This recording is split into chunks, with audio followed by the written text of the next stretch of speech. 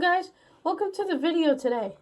So, as I was saying, today we are going to read chapter 3 of Gopal Yonjan.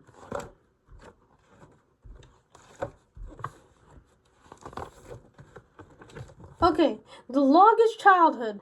Gopal was born into circumstances marked by both loss and immense love. His father passed away when Gopal was just 10 months old, too young to comprehend the gravity of such a loss. He was instead enveloped the fierce devotion of his mother, who took it upon herself to shield him for the harsh realities of their life. And despite the economic and emotional challenges she faced, she never allowed her son to feel deprived. With no choice but to start anew, they relocated to Darjeeling, where their family, with his aunt Rani, Maya's family, at Bahut Busti. As her only son, Gopal became the center of his mother's world. She and her sisters Ramaya, Lagu, Doma, and Purni Mala especially showed him with affection and care.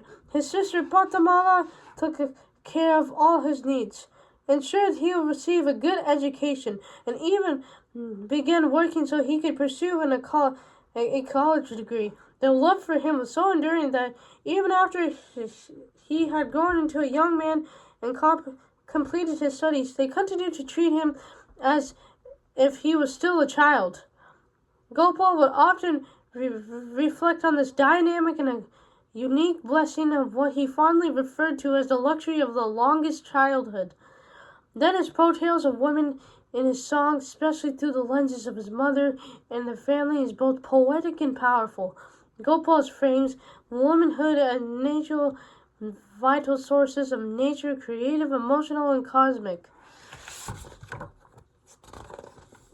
School days. His earliest school took place in Merk, a small village nestled in the hills. There the method of instruction was both humble and imaginative. Children came to class with pockets full of corn candles, which they used to trace alphabets on the ground, copying letters. The teacher wrote on the blackboard. Gopal, even curious and playful, would eagerly collect broken chalk pieces discarded by the teacher and use them to write all over the walls.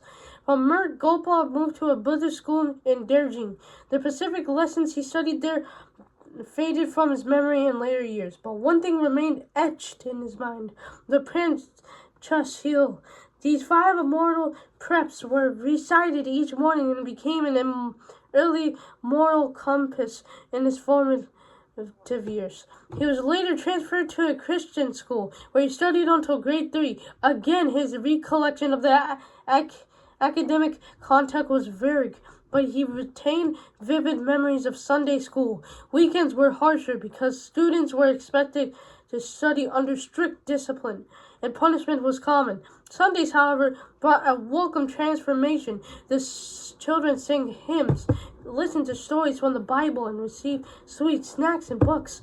Many of the hymns started with Gopal well into his adulthood, becoming the musical memory. One hymn that he especially liked was Lead Kindly Light. In 1960, Gopal completed his schooling from Government High School, Darjeeling. In 1960, Gopal enrolled at St. Joseph to study in biology, gently nudged by family hopes that he would become a doctor like his father, but science was not his calling. During a class, Gopal refused to dissect a frog, an act that surprised his classmates, yet sat down to his tools and walked out of the room. Years later, friends would look back on that simple act as an early sign of the uncompromising artist he was destined to become. Towards the end of 1962, Gopal's mother enrolled him into an engineering job in Jalpaiguri. However, he returned home after just 3 days, realizing it wasn't the right path for him. Determined not to waste his mother's hard-earned money, Gopal made a promise to himself and rejoined North Point to study arts. He later transferred to Government College, where he successfully completed his graduation. Alright, thank you for listening to the 3rd chapter, and I'll see you in the next video. Bye!